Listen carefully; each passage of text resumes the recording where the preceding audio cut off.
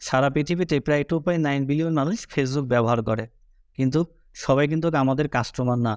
উদাহরণস্বরূপ মনে করেন এটা হচ্ছে ব্যাক ইন মোশন, একটা ফিজিওথেরাপি কোম্পানি, এটা ঢাকা গুলশানে অবস্থিত। তাদের এখানে যদি কেউ ট্রিটমেন্ট নিতে চায় তাহলে অবশ্যই তাদের ক্লিনিকে আসতে হবে। সেক্ষেত্রে সারা বিশ্ব থেকে লোক আসবে না। মনে করেন বাংলাদেশে প্রায় 45 মিলিয়ন মানুষ ফেসবুক ব্যবহার করে, কিন্তু 45 মিলিয়ন মানুষ ফিজিওথেরাপি সার্ভিস নিতে আগ্রহী না। তাদের ভিতরে আমাদের টার্গেট অডিয়েন্স কারা, তাদেরকে সিলেক্ট করতে হবে। মনে করেন আমি যদি ক্রিয়েট অডিয়েন্স একটু দেখি যে আমাদের অডিয়েন্সের সাইজটা কেমন।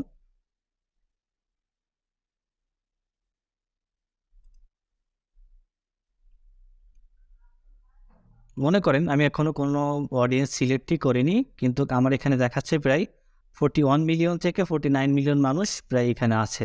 অর্থাৎ আমি এত মানুষকে টার্গেট করতে পারবো।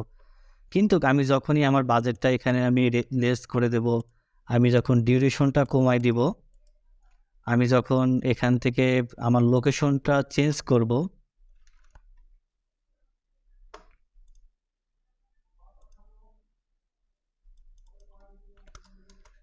তখন কিন্তু এই যে 41 মিলিয়ন মানুষ ছিল, তখন দেখেন এখন মাত্র 17 মিলিয়ন মানুষ। অর্থাৎ এই এস্টিমেট অডিয়েন্সটা কমতে থাকবে।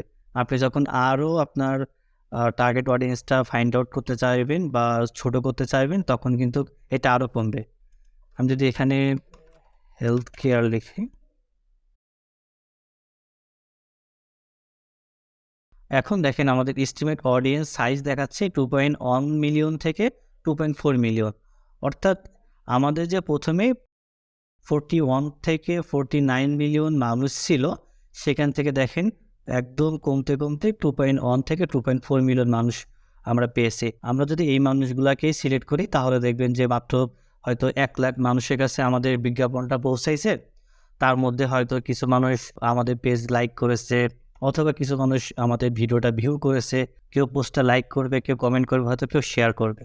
তো এইভাবে যখন আপনি প্রতিনিয়ত ক্যাম্পেইন চালু করতে থাকবেন বা অর্গানিকভাবে চেষ্টা করবেন আপনার পেজের রিচটা বাড়ানোর জন্য, তো একটা সময় দেখা যাবে এটা এই অডিয়েন্সের সাইজটাও অনেক বড় হয়ে যায়।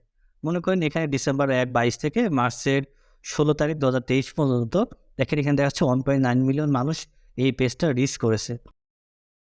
এছাড়াও দেখেন পেজ তৈরি করার পর থেকেই এই পেজে প্রায় 50,000 মানুষ লাইক দিয়ে রেখেছে। অর্থাৎ এই 50,000 মানুষ বা এই যে 1.9 মিলিয়ন মানুষ অনেক লয়াল কাস্টমার আমার জন্য। আমি যদি প্রথমে যেটা আমার 41 থেকে 49 মিলিয়ন মানুষ ছিল আমাদের যখন আমরা ক্যাম্পেইন শুরু করার সময়, অত মানুষের মধ্যে থেকে মাত্র অনেকগুলো ক্যাম্পেইন চালাই, এই মানুষগুলো আমরা খুঁজে পেয়েছি। এখন যদি আমরা এই মানুষ বা 1.9 মিলিয়ন যে মানুষগুলো রিচ করেছে আমাদেরকে, অথবা যে 50,000 মানুষ আমাদের ফেসবুক পেজে লাইক করেছে, এই মানুষগুলোকে যদি আমরা টার্গেটিং করি তাহলে কিন্তু আমাদের সেল হওয়ার সম্ভাবনাটা অনেক বেশি। কারণটা কি? কারণ আমরা তাদের কাছে কোনো না কোনোভাবে আমাদের কোম্পানির নাম পৌঁছাইছে, অথবা কোনো না কোনোভাবে তারা আমাদের সম্পর্কে জানতে চেয়েছে, অথবা এদের মধ্যে আমাদের সার্ভিস কেউ নিয়েছে। সাধারণত কোনো বিজ্ঞাপনে আপনি সরাসরি কোনো কাস্টমারের কাছে যখন আপনি পৌঁছাবেন, সরাসরি কোনো কাস্টমার কোনো প্রোডাক্ট বা সার্ভিস পারচেস করে না। সে প্রথমে দেখে, সাধারণত আপনার 3 থেকে 5 বার যখন তার কাছে ওই একটা বারবার পৌঁছায়, তখন তার পারচেস করার সক্ষমতা বা পারচেস করার আগ্রহটা বেড়ে যায়। এখন আমরা দেখব কিভাবে আসলে রিটার্গেটিং করে। রিটার্গেটিং করার জন্য আমি ক্রিয়েটে ক্লিক করব। মনে করেন আমি এনগেজমেন্ট একটা ক্যাম্পেইন চালাবো আমার রিটার্গেটিং ক্যাম্পেইনের জন্য। তো আমি ক্যাম্পেইন নেম এখানে কিছু লিখলাম না। আমরা আজকে শুধু দেখব কিভাবে আমরা রিটার্গেট করতে হবে। তো এখানে আসলাম, এখানে আসার পরে দেখবেন যে এই যে ক্রিয়েট নিউ অডিয়েন্স, এখানে যে ক্রিয়েট নিউ অডিয়েন্স এটা সিলেক্ট করা থাকবে। তো ক্রিয়েট নিউতে যখনই আমরা ক্লিক করব কাস্টম অডিয়েন্সে ক্লিক করব। কাস্টম অডিয়েন্সে ক্লিক করার পর দেখেন দুইটা অপশন আছে, একটা হচ্ছে ইওর সোর্সেস, একটা হচ্ছে মেটা সোর্সেস।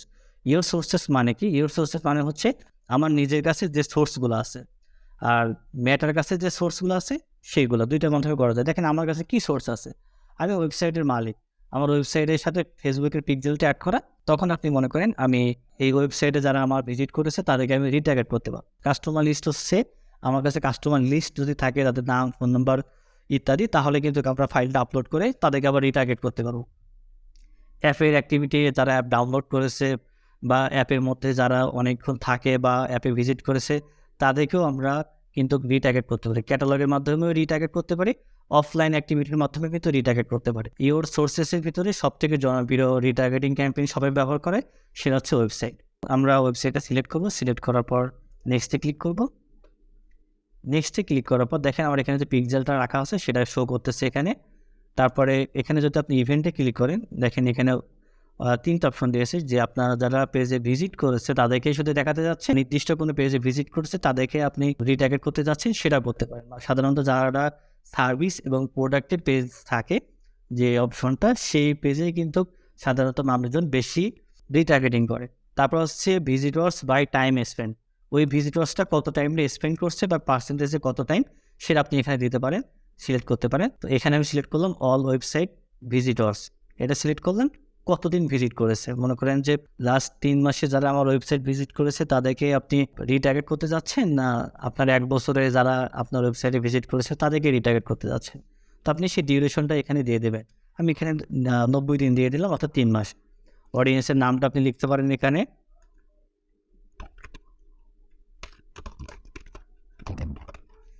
তারপরে ক্রিয়েট অডিয়েন্স, তারপর ডানে ক্লিক করব। তাহলে দেখেন আমরা যে কাস্টম অডিয়েন্সটা সিলেক্ট করলাম সেটা হচ্ছে শুধু আমাদের যারা ওয়েবসাইটে ভিজিট করেছে তাদেরকে সিলেক্ট করলাম। আচ্ছা, এটা গেল হচ্ছে আমাদের নিজেদের সোর্সে। এখন আমরা দেখব মেটার সোর্সে যে ধরনের কাস্টমারগুলো আছে সেগুলোর কাজ দেখব। আমরা এখন একটু আগে দেখলাম হচ্ছে আমাদের যে সোর্সের ওয়েবসাইটটা আছে সেটা। এখানের ভিতরে সবথেকে 2টা সোর্স খুবই জনপ্রিয়, সেটা হচ্ছে ভিডিও ভিউ এবং হচ্ছে আপনার ফেসবুক পেজ। তারপর হচ্ছে লিড ফর্ম। ফেসবুক পেজের কাজটা হচ্ছে আমাদের এখানে যে 50,000 মানুষ, এই পেজে যে 50,000 মানুষ লাইক দিয়ে রাখছে, এই 50,000 মানুষকে আমরা টার্গেট করব, সেটা হচ্ছে আপনার ফেসবুক পেজ। আচ্ছা, ভিডিওর কাজটা কি? ভিডিওর কাজটা দেখার জন্য ভিডিওর অপশনটা সিলেক্ট করব, নেক্সটে ক্লিক করব। শুরুতে দেখেন এখানে যে অপশনটা সেটা হচ্ছে এনগেজমেন্ট। এনগেজমেন্টে যদি ক্লিক করে দেখেন এখানে দেখাচ্ছে যে at least 3 second of your videos, অর্থাৎ আমার ভিডিওটা যে 3 সেকেন্ড দেখছে মিনিমাম তাকে আমি সিলেক্ট করতে পারি, অথবা যে মিনিমাম 10 সেকেন্ড দেখেছে তাকে আমরা সিলেক্ট করতে পারি, অথবা যে 15 সেকেন্ড দেখেছে তাকে সিলেক্ট করতে পারি। এটা সেকেন্ডের কথা বলেছে। এখানে দেখেন বলছে যে মিনিমাম আপনার 25% দেখেছে আপনার ভিডিওটা, তাকে আপনি সিলেক্ট করতে পারেন। 50% দেখেছে তাকে সিলেক্ট করতে পারেন। পার্সেন্টেজ মানে কি? পার্সেন্টেজটা মানে হচ্ছে আপনার ভিডিওটা মনে করেন 100 মিনিটের, 100 মিনিটের একটা ভিডিও কেউ যদি 25% দেখে থাকে তার মানে সে 25 মিনিট দেখেছে। এটা কিন্তু কয়েক সেকেন্ড ছিল, এটা কিন্তু মিনিটের কথা বলছে। আপনার 50% মানে আপনার ভিডিওটা যদি 50 মিনিটের হয় তাহলে ওই ভিডিওটা মিনিমাম 25 মিনিট মানুষ ভিউ করেছে। এখানে দেখেছেন 75%, তার মানে আপনার ভিডিও যে ডিউরেশনটা সেই ডিউরেশনের 75% মতন সে দেখেছে। এখানে 95% সিলেক্ট করার কথা বলা হয়েছে। 95 মানে অলমোস্ট আপনার ভিডিওটা সেই সম্পূর্ণ দেখেছে। অর্থাৎ আপনি এখান থেকে দেখতে পাচ্ছেন যে আপনার লয়াল কাস্টমার কারা। যারা 3 সেকেন্ড আপনার ভিডিওটা দেখেছে তারা অবশ্যই আপনার লয়াল কাস্টমার না বা লয়াল অডিয়েন্স না। যারা মিনিমাম 75% দেখেছে আপনার ভিডিওটার সময় নিয়ে, ধৈর্য নিয়ে, তারাই কিন্তু আপনার লয়াল কাস্টমার, অথবা 95% দেখেছে আপনার ভিডিওটা, তারা কিন্তু আপনার লয়াল কাস্টমার। আমি এখান থেকে সিলেক্ট করলাম যারা আমার মিনিমাম 50% আমার ভিডিওটা দেখেছে তাদেরকে আমি রিটার্গেট করতে চাই। এটা সিলেক্ট করার পরে এখানে যে অপশনটা সেটা হচ্ছে চুজ ভিডিওস। তো এখান থেকে শুরুতে আসার পরে আপনি আপনার যে পেজটা সেই পেজটা সিলেক্ট করবেন। ব্যাক ইন মোশন ফিজিওথেরাপির পেজটা সিলেক্ট করলাম। এখানে দেখেন ভিডিওগুলো দেওয়া আছে, কোন ভিডিও ভিউ কত সেটাও এখানে শো করতেছে। আপনারা কিন্তু এখানে ওই ভিউটা দেখতে পারেন। তো এখানে যত ভিডিও ভিউ বেশি, এখানে যে ভিডিওর ভিউ বেশি চেষ্টা করবেন সেগুলো সিলেক্ট করার জন্য। তো প্রথম পেজে কয়েকটা ভিডিও আসছে, আমরা যদি সেকেন্ড পেজে যাই তাহলে আপনার পেজের যে ভিডিওগুলো আছে সেটাগুলো শো করবে। আপনি পেজ যত যাবেন তত আপনার ওল্ড ভিডিওগুলো শো করবে। তো এখান থেকে চেষ্টা করবেন একের অধিক ভিডিও সিলেক্ট করা, তাহলে আপনার অডিয়েন্সের সাইজটা বাড়বে। আচ্ছা, আমরা এই পর্যন্ত রাখি। এখন যদি মনে করেন যে আপনার কোনো একটা ভিডিও আপনি যে সিলেক্ট করেছেন বা মার্ক করেছেন সেটা মিস্টেকালি হয়ে গেছে, তো এখান থেকে আপনি জাস্ট কোরাসে ক্লিক করবেন, দেখবেন সেটা চলে যাবে। তারপরে কনফার্মে ক্লিক করবেন। ওকে, এখন যে অপশনটা সেটা হচ্ছে রিটেনশন। রিটেনশনের কাজটা হচ্ছে কি, যে আপনি একটা ভিডিও আপলোড দিয়েছেন প্রায় 5 বছর আগে, সেই ভিডিওটা আপনি এখানে সিলেক্ট করেছেন, কিন্তু আপনি চাচ্ছেন না যে 5 বছর আগে যারা আমার 50% ভিডিওটা দেখেছে তাদেরকে আমি সিলেক্ট করি। আপনি চাচ্ছেন লাস্ট 30 দিন বা লাস্ট 2 মাসে যারা আমার ভিডিওগুলো দেখেছে বা যে সমস্ত ভিডিওগুলো দেখেছে এবং যারা 50% ভিডিওটা দেখেছে তাদেরকে সিলেক্ট করতে। তো এখান থেকে ওই ডেটা লিখবেন। আমি 60 দিন লিখলাম, মানে 60 দিন মানে 2 মাস। তো অডিয়েন্সের এখানে নামটা লিখবেন, যে কোনো একটা নাম দিতে পারেন। আমি এখানে একটা নাম দিলাম।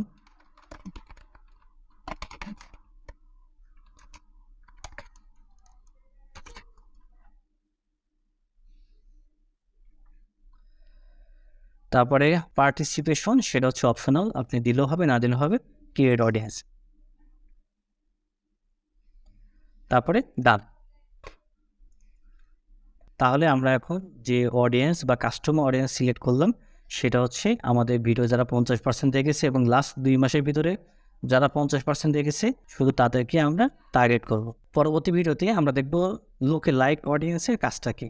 সবাই ভালো থাকবেন, সুস্থ থাকবেন। আল্লাহ হাফেজ।